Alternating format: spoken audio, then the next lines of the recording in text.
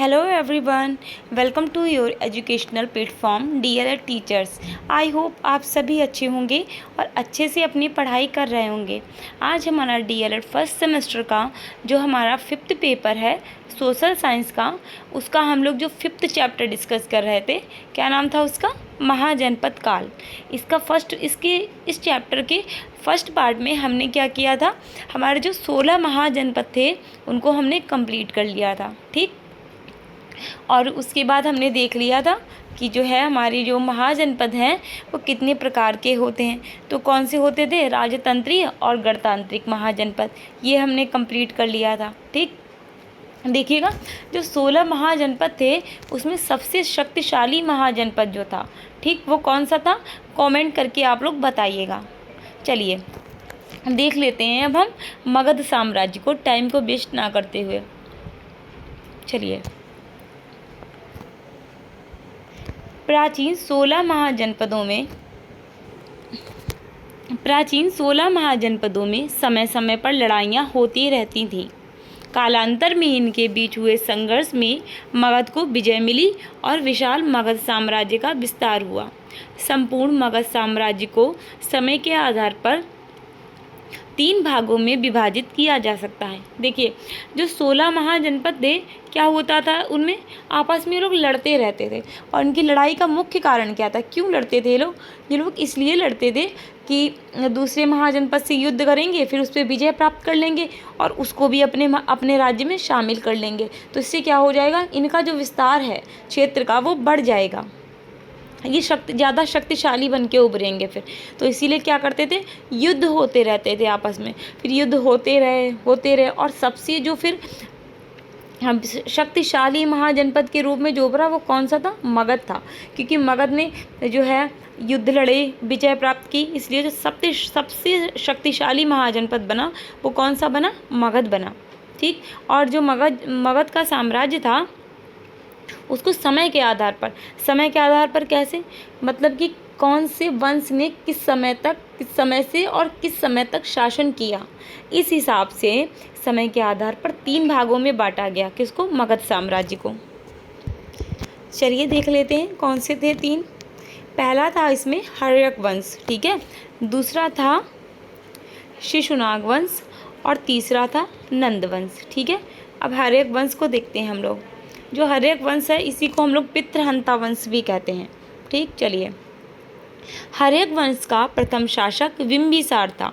अब इसमें कंफ्यूज नहीं होना है कि बिंबिसार और बिंदुसार 2 अलग अलग राजा हुए हैं। जो बिंदुसार था वो कौन था? मौर्य जो था साम्राज्य, चंद्रगुप्त मौर्य जो है उनका पुत्र था बिंदुसार। ठीक, यानी कि सम्राट अशोक जो था उनके पिता का नाम था बिंदुसार। तो बिंदुसार और बिंबिसार में कन्फ्यूज़न नहीं होना है आपको, ठीक है, कन्फ्यूज़न ना हो, इसमें बिल्कुल भी कन्फ्यूज़ नहीं होना है। तो देखिए हर्यक वंश का जो प्रथम शासक कौन था? बिंबिसार था। ठीक, जो 15 वर्ष की आयु में राजा बन गया था। बिंबिसार ने अंग के राजा बृहदत्त को मारकर बिंबिसार ने क्या किया था?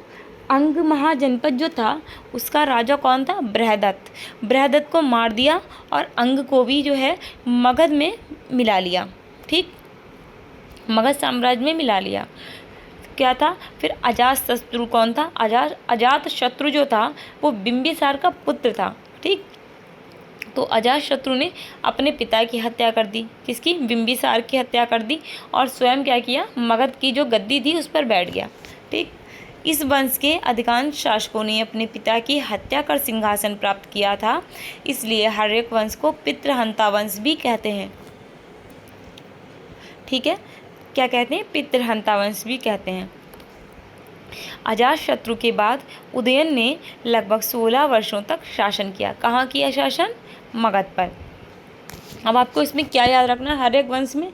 देखिए जो इसका पहला शासक था कौन था? बिंबिसार था। बिंबिसार 15 वर्ष की आयु में नरेश बन गया था मगध का। ठीक, और इसने क्या किया था? अंग का जो राजा था, कौन था अंग का राजा? बृहदत्त। इसने बृहदत्त की हत्या की और स्वयं मगध के फिर क्या किया? इसने बृहदत्त की हत्या की और अंग को भी अपने जो है साम्राज्य में मिला लिया। फिर क्या हुआ? जो बिंबिसार का पुत्र था अजातशत्रु, अजातशत्रु ने क्या किया, अपने पिता की हत्या कर दी, यानी कि बिंबिसार की हत्या कर दी, और स्वयं क्या किया, स्वयं जो है मगध के सिंहासन पर बैठ गया।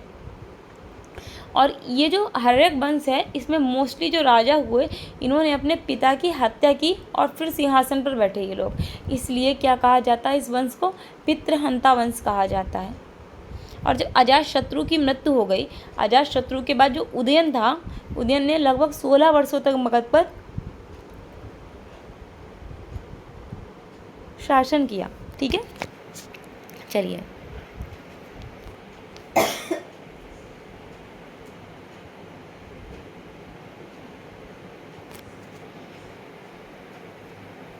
अब देखते हैं शिशुनाग वंश। ठीक है, शिशुनाग वंश देखते हैं। उदयन की मृत्यु के पश्चात अब देखेंगे हम, क्या देखेंगे, शिशुनाग वंश। उदयन की मृत्यु के पश्चात वाराणसी के पदाधिकारी शिशुनाग ने अपने वंश के शासन की स्थापना की। देखिए, जो उदयन था, जो लास्ट राजा था, काई का, हर्यक वंश का। ठीक, जब उदयन की मृत्यु हो गई तो फिर वाराणसी का एक पदाधिकारी था जिसका नाम क्या था, शिशुनाग था। उसने क्या किया, अपने वंश की जो है नींव डाल दी। उसके बाद क्या हुआ, शिशुनाग वंश ने लगभग 50 वर्षों तक मगध पर शासन किया, और इसका जो सबसे प्रतापी राजा था वो कौन था, कालाशोक। ठीक है, कौन था, कालाशोक था, कालाशोक। चलिए आगे देखते हैं नंद वंश। शिशुनाग वंश के बाद मगध राज्य पर नंद वंश के शासन की स्थापना हुई। क्या हुआ, नंद वंश के शासन की स्थापना हुई। इस वंश का संस्थापक महापद्म नंद था। देखिए, जो शिशुनाग वंश था, जब वो समाप्त हो गया तो फिर क्या हुआ, मगध के राज्य पर नंद वंश स्टार्ट हुआ। ठीक है, नंद वंश की जो है स्थापना हुई, और नंद वंश का जो संस्थापक था वो था महापद्म नंद। 326 ईसा पूर्व सिकंदर ने भारत पर कब आक्रमण किया, 326 ईसा पूर्व में किया। जब 326 ईसा पूर्व में सिकंदर ने भारत पर आक्रमण किया, उस समय घनानंद, ठीक है, घनानंद कौन था, नंद वंश का ही शासक था घनानंद। उसके जो क्या कहते हैं, समय काल में, उसका जो समय काल था जिस समय घनानंद शासक था, उस समय सिकंदर ने आक्रमण किया था। फिर क्या हुआ, चंद्रगुप्त मौर्य ने क्या किया था, घनानंद को पराजित किया था और मौर्य वंश की नींव डाली थी। ठीक, मौर्य वंश की नींव डाली थी। तो नंद वंश क्या था, शिशुनाग वंश का जब अंत हुआ तो फिर क्या था, महापद्म नंद जो था वो संस्थापक था, उसने स्टार्ट किया था, नंद वंश की नींव डाली थी। उसके बाद 326 ईसा पूर्व में जब सिकंदर ने भारत पर आक्रमण किया, उस समय नंद वंश का शासक था घनानंद। ठीक, वो क्या था, राजा था, और जो घनानंद था उसको चंद्रगुप्त मौर्य ने परास्त किया था, युद्ध में पराजित कर दिया, और जो है मौर्य वंश की नींव डाली। चलिए आगे देखते हैं। अब देखते हैं सिकंदर का आक्रमण। ठीक, 2018 में पूछा गया आपसे क्वेश्चन सिकंदर के आक्रमण के बारे में। सिकंदर प्राचीन यूनान देश के एक छोटे से राज्य मैसिडोनिया, देखिए इसका नाम जो है मैसिडोनिया ही है, लेकिन जब हिंदी में इसका प्रोनाउंसिएशन किया जाता है या लिखा जाता है तो इसको मकदूनिया लिख देते हैं। ठीक है, तो क्या था, सिकंदर यूनान देश के एक छोटे से राज्य, क्या था, जो यूनान देश था उसका एक छोटा सा राज्य था। कौन सा राज्य था, मैसिडोनिया। और मैसिडोनिया का एक राजा था जिसका नाम था फिलिप द्वितीय।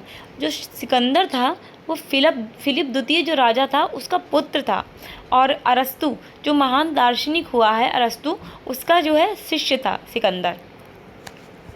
सिकंदर का जन्म 356 ईसा पूर्व में हुआ था। सिकंदर को अलेक्जेंडर तृतीय और अलेक्जेंडर मैसिडोनियन के नाम से भी जाना जाता है। अलेक्जेंडर तृतीय के नाम से जाना जाता है सिकंदर को, और अलेक्जेंडर मैसिडोनियन के नाम से इसलिए जाना जाता है क्योंकि ये मैसिडोनिया का राजकुमार था। इसके पिता फिलिप द्वितीय 359 ईसा पूर्व में मैसिडोनिया के शासक बने, लेकिन 336 ईसा पूर्व में पिता की मृत्यु के बाद सिकंदर मात्र 20 वर्ष की आयु में गद्दी पर बैठ गया। देखिए शुरुआत से क्या था, सिकंदर जो था, सबसे पहले आप ये समझिए एक जो है यूनान देश का एक छोटा सा राज्य था। उस राज्य का क्या नाम था, कहानी के रूप में समझ लीजिए। यूनान देश का एक छोटा सा राज्य था। क्या नाम था राज्य का, मैसिडोनिया। मैसिडोनिया का एक राजा था जिसका नाम था फिलिप द्वितीय, और जो फिलिप द्वितीय जो राजा था उसका पुत्र था एक जिसका नाम था अलेक्जेंडर, यानी कि सिकंदर। ठीक, उसका नाम था सिकंदर। और सिकंदर जो है अरस्तु का शिष्य था, और 356 ईसा पूर्व में सिकंदर का जन्म हुआ। 356 ईसा पूर्व में सिकंदर का जन्म हुआ। सिकंदर को अलेक्जेंडर तृतीय और अलेक्जेंडर मैसिडोनियन के नाम से भी जाना जाता है, क्योंकि मैसिडोनिया का राजकुमार था, इसलिए अलेक्जेंडर मैसिडोनियन के नाम से भी जाना जाता है। फिर क्या हुआ, इसके पिता जो फिलिप द्वितीय 359 ईसा पूर्व में राजा बन गए। कहाँ के, मैसिडोनिया के। उसके बाद इसकी मृत्यु कब हो गई, 336 ईसा पूर्व में इसके पिता की हत्या कर दी गई थी। किसके, सिकंदर के पिता जो फिलिप था, इसकी हत्या कर दी गई थी। ठीक, जिसमें ये हत्या कर दी गई और ये मर गया। फिर क्या हुआ, 336 ईसा पूर्व में पिता की मृत्यु हो गई, तो उस समय जो सिकंदर था सिर्फ 20 वर्ष का था। इसकी जो आयु थी सिर्फ 20 वर्ष की थी, और 20 वर्ष की आयु में ही ये मैसिडोनिया के सिंहासन पर बैठ गया, राजा बन गया मैसिडोनिया का। उसके बाद क्या हुआ, सिकंदर हमेशा से ये स्वप्न देखता था कि विश्व विजय करेगा, विश्व विजेता बनेगा, पूरा विश्व जीत लेगा, क्योंकि बहुत ही महत्वाकांक्षी व्यक्ति था सिकंदर जो था, ये हमेशा से सपने देखा करता था कि मैं पूरे विश्व को जीत लूँगा। तो वही है, देखिए सिकंदर विश्व विजय की महत्वाकांक्षा रखता था।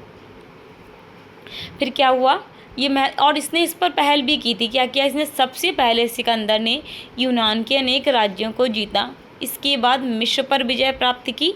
इसके पश्चात पश्चिम एशिया पर अधिकार कर लिया। काबुल घाटी पर विजय प्राप्त करने के बाद 326 ईसा पूर्व 2018 में आपसे क्वेश्चन पूछा गया है कि सिकंदर ने भारत पर आक्रमण कब किया। तो आपको लिखना है कि अगर फिर से आपसे क्वेश्चन पुटअप होता है ऐसा ही, तो आपको लिखना है कि 326 ईसा पूर्व में सिकंदर ने भारत पर आक्रमण किया। चलिए, 326 ईसा पूर्व में सिकंदर ने भारत विजय अभियान प्रारंभ किया और जल्द ही कुछ राज्यों को बिना युद्ध लड़े ही अपने अधिकार में कर लिया तथा कुछ राज्यों पर विजय प्राप्त कर ली। देखिए, कुछ राज्य तो ऐसे थे, जब सिकंदर ने अटैक किया तो कुछ राज्य ऐसे थे जिनको बिना ही युद्ध लड़े सिकंदर ने जो है विजय प्राप्त कर ली। क्या था, सिकंदर ने जब अटैक किया भारत पर 326 ईसा पूर्व में, तो उसने क्या किया, कुछ राज्यों को तो बिना लड़े, जैसे कुछ राजा थे इससे वहाँ पर अटैक किया तो उन्होंने इसकी अधीनता स्वीकार कर ली सिकंदर की, और कुछ राजा ऐसे थे कि जिन्होंने युद्ध लड़ा और युद्ध में हार गए। अब चलिए देख लेते हैं सिकंदर का भारत के विभिन्न राज्यों से युद्ध। सिकंदर ने जो युद्ध लड़े भारत में उनका देख लेते हैं, उनके बारे में। पहला क्या था, अश्वक जाति से युद्ध। दूसरा क्या था, आम्बी व पोरस से युद्ध। जो पोरस से युद्ध हुआ है वो सबसे ज़्यादा विश्व विख्यात युद्ध है, पोरस से जो युद्ध हुआ सिकंदर का। बाकी तो सब ऐसे ही था कि किसी ने अधीनता स्वीकार कर ली कुछ, लेकिन जो पोरस से युद्ध हुआ था वो युद्ध इतिहास में वर्णित है। चलिए देखते हैं। अश्वक जाति से युद्ध।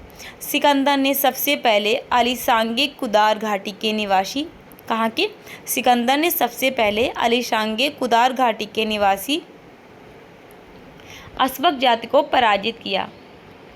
अश्वों को बंदी बनाकर उनके स्वस्थ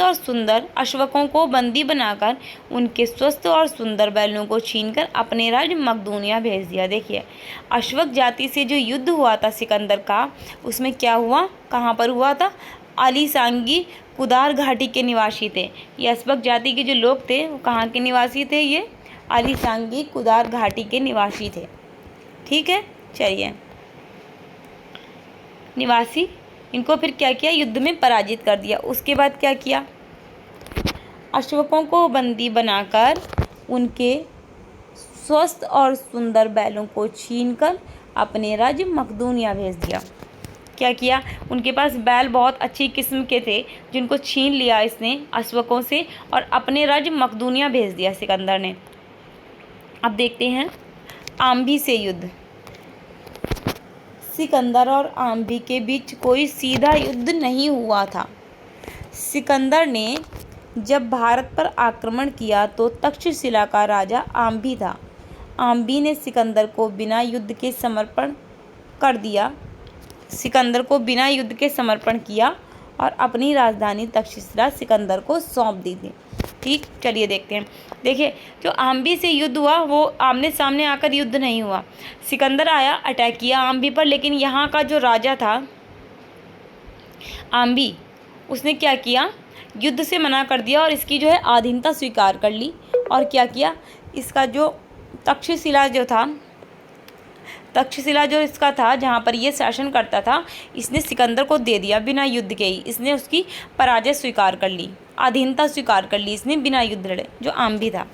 चलिए आगे देखते हैं। जो सबसे विख्यात युद्ध है वो है पोरस से युद्ध। जो पोरस से युद्ध हुआ था, पोरस कौन थे, राजा थे।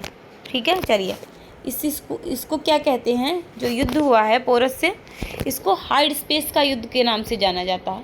कैसे, हाइड स्पेस के युद्ध के नाम से जाना जाता है। बहुत ही प्रसिद्ध युद्ध हुआ था ये सिकंदर और पोरस के बीच में। चलिए देखते हैं। सिकंदर और पोरस के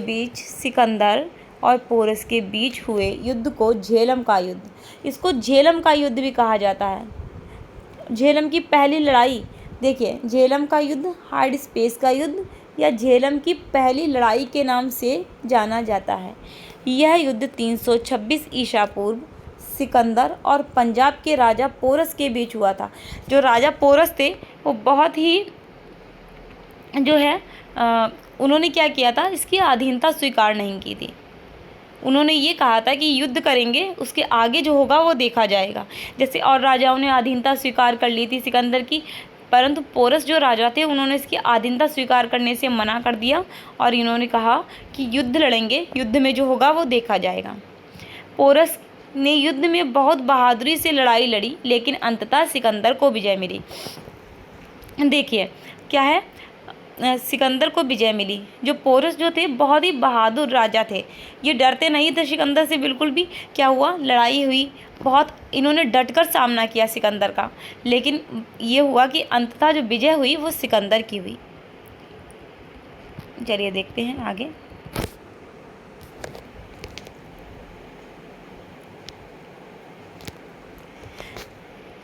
सिकंदर राजा पोरस की बहादुरी से बहुत प्रभावित हुआ। सिकंदर राजा, एक मिनट रुकिएगा। सिकंदर राजा पोरस की बहादुरी से बहुत प्रभावित हुआ और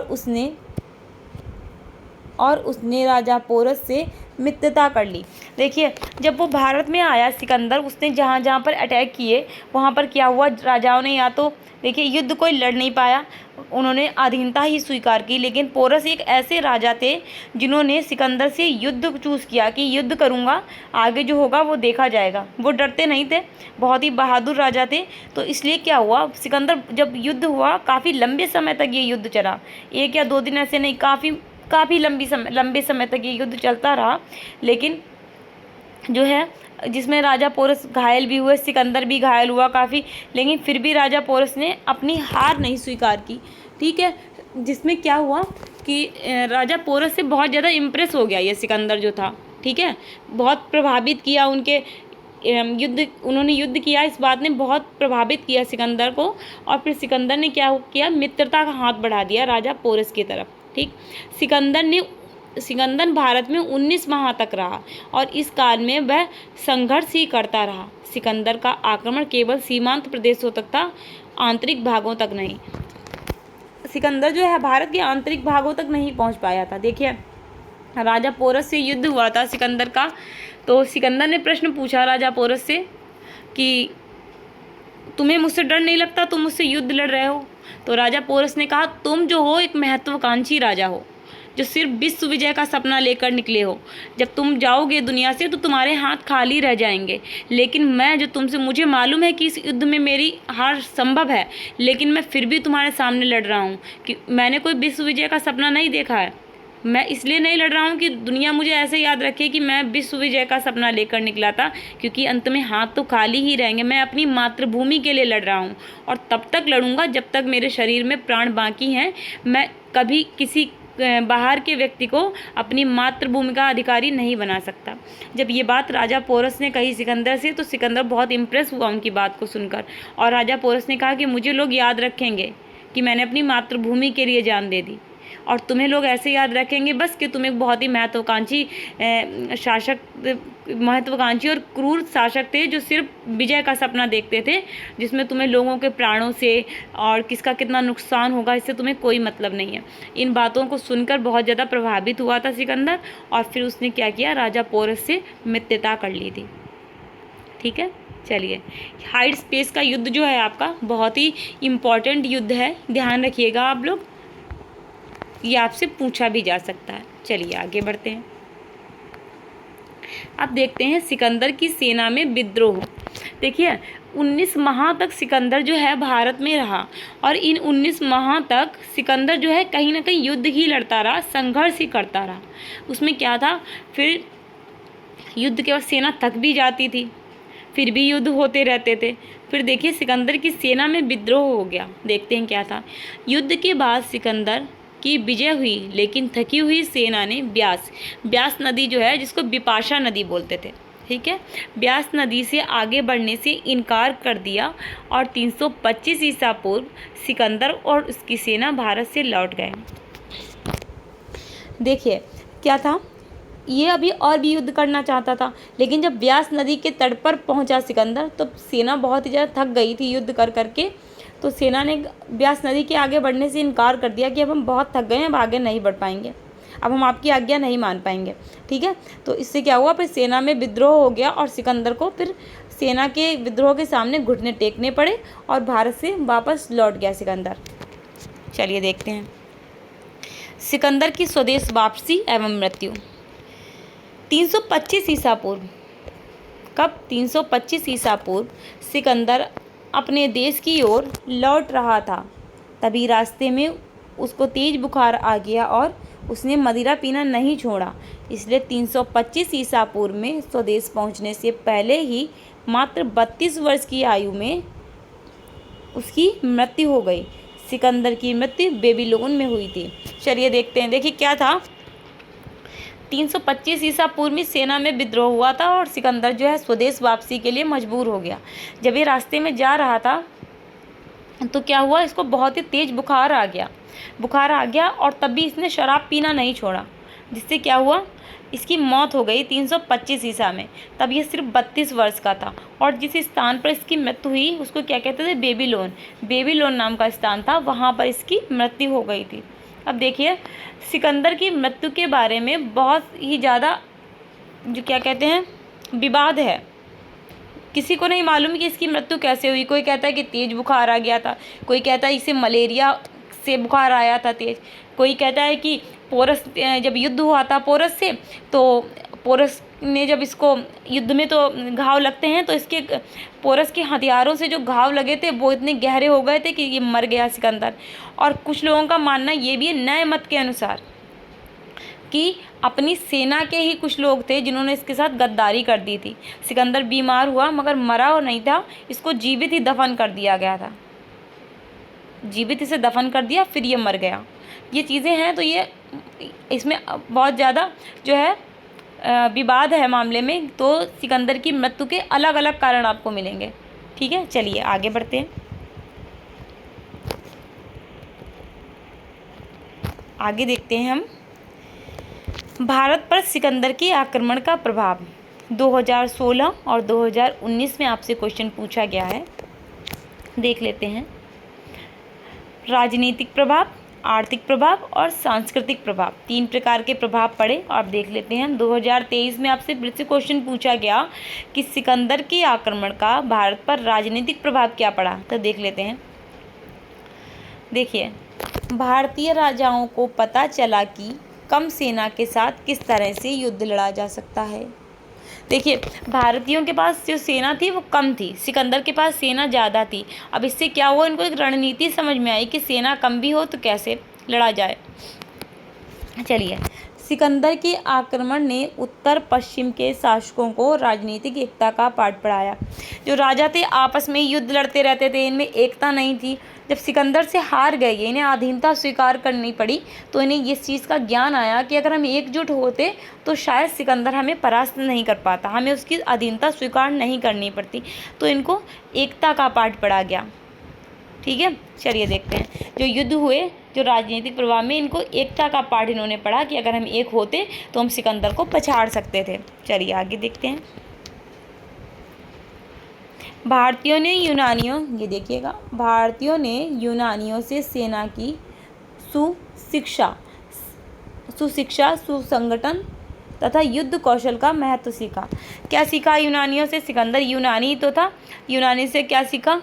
सुशिक्षा, सुसंगठन, यानी कि युद्ध में कैसे शिक्षित होके किस तरीके से अटैक करना है, संगठन में होके कैसे अटैक करना है, और युद्ध के जो कौशल थे, जैसे वो युद्ध किया करते थे, उस सब का महत्व सीखा। और क्या देखा? राजनीतिक दुर्बलता के साथ साथ भारतीयों को अपनी सैनिक दुर्बलता का भी पता चला। देखिए, राजनीतिक दुर्बलता, यदि आपस में ये लोग जो है एकता में नहीं रहते थे, और इनका जो सैन्य बल था वो भी दुर्बल था। जैसे उनके सैनिक जो थे वो ज़्यादा अच्छे तरीके से शिक्षित थे, तो वो वैसे युद्ध किया करते थे। इनको क्या हुआ, जब सिकंदर ने अटैक किया तो इन्हें ये भी पता चला कि इनमें जो राजनीतिक दुर्बलता है और उसके साथ साथ सैनिक दुर्बलता है, उसको भी सुधार करना है इन्हें। ठीक है, तो इन्होंने ये सब चीज़ें सीखी। चलिए आगे देख लेते हैं। आर्थिक प्रभाव। सिकंदर के आक्रमण के बाद अनेक व्यापारिक मार्ग खुल गए। देखिए, आक्रमण हुआ तो उससे क्या हुआ, व्यापार करने के नए नए मार्ग खुल गए। ठीक है, और क्या हुआ, भारत और यूनान के मध्य व्यापारिक संबंध घनिष्ठ हो गए। भारत से गरम मसाला, हाथी दांत आदि चीज़ों का आयात और निर्यात होने लगा। जब सिकंदर ने भारत पर आक्रमण किया, उसके बाद क्या हुआ, भारत और यूनान जो था वहाँ के संबंध जो है मधुर हो गए, आपस में घनिष्ठ हो गए। उसमें क्या होने लगा, व्यापार होने लगा आपस में दोनों देशों में। जिसमें क्या था, भारत से गरम मसाला, हाथी के दांत और ये सब चीज़ें जो हैं आयात और निर्यात होने लगी, खरीदी और बेची जाने लगी। चलिए, जल मार्गों व स्थल मार्गों से वस्तुओं का आदान प्रदान क्या हो गया, होने लगा। ठीक है, देखिए, जल मार्गों व स्थल मार्गों से वस्तुओं का आदान प्रदान होने लगा। चलिए, आदान प्रदान होने लगा। आगे देखते हैं अब सांस्कृतिक विकास। देखिए, सांस्कृतिक विकास देख लेते हैं अभी हम लोग। क्या था सांस्कृतिक विकास में, भारत एवं साहित्य, भाषा एवं साहित्य यूनानी साहित्य से प्रभावित हुआ। देखिए, भाषा एवं साहित्य, भारत की भाषा और जो साहित्य थे वो यूनानी साहित्य से क्या हुए, प्रभावित हुए। और दूसरा क्या था, भारत और यूनान ने चिकित्सा के क्षेत्र में एक दूसरे को प्रभावित किया। ठीक है, तीसरा क्या था, सुंदर और आकर्षक मूर्तियों का निर्माण भारत में होने लगा, जो यूनानी शैली पर आधारित था। जो मूर्तियाँ बनने लगी भारत में, यूनान में जैसी मूर्तियाँ बनती थी उसी शैली पर भारत में भी मूर्तियाँ बनाई जाने लगी, क्योंकि भारतीयों ने सीख लिया था कि यूनानी कैसे मूर्तियाँ बनाते हैं। और चिकित्सा के क्षेत्र में एक दूसरे को प्रभावित किया। यहाँ का जो चिकित्सा विज्ञान था और वहाँ का जो चिकित्सा विज्ञान था, एक दूसरे से सीखा इन्होंने, तो इसलिए इन्होंने प्रभावित किया एक दूसरे को। देखिए, भवन निर्माण पर भी यूनानी शैली का प्रभाव पड़ा। जो भवन बनते थे, घर बनते थे, वो भी कुछ ना कुछ यूनानी शैली के हिसाब से बनाए जाने लगे। तो क्या हुआ, प्रभावित हुआ इससे। आगे देखते हैं, अब देख लेते हैं। देखिए, आपसे क्वेश्चन पूछा भी जा सकता है 1 नंबर में कि सिकंदर का सेनापति कौन था। तो आपको ध्यान रखना है कि सिकंदर का जो सेनापति था वो कौन था, सेल्यूकस निकेटर था। कौन था, सेल्यूकस निकेटर था सिकंदर का सेनापति। ध्यान रखिएगा, सेल्यूकस निकेटर जो था सिकंदर का सेनापति था। चलिए, अब क्या है, आज आपका जो है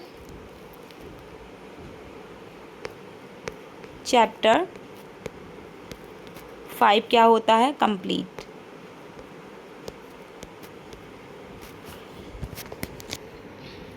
आपका चैप्टर 5 कंप्लीट हो गया है और आपको क्या करना है कि नोट्स बनाते हुए चलना है सारे, ठीक है।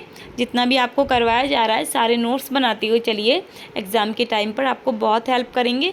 और अगर आपको हमारे नोट्स अच्छे लगते हैं, हमारी क्लासेस अच्छी लगती हैं, आपको कहीं पे भी थोड़ा सा फ़ायदा हो रहा है, अगर इससे आपको लग रहा है, तो फिर आप लोग क्या कीजिए, वीडियो को लाइक करना मत भूलिए। आप लोग लाइक करने में बहुत कंजूसी करते हैं। वीडियो को लाइक कीजिए, चैनल को सब्सक्राइब कीजिए, शेयर कीजिए अपने फ्रेंड्स ग्रुप में, और बेल आइकॉन को भी प्रेस कीजिए जिससे आपके पास नोटिफिकेशन पहुंच सके जब हम कोई वीडियो अपलोड करें, ठीक है। अब मिलते हैं हमारी नेक्स्ट वीडियो में, तब तक आप लोग अपना ख्याल रखिएगा। Take care, bye bye, see you soon, bye bye.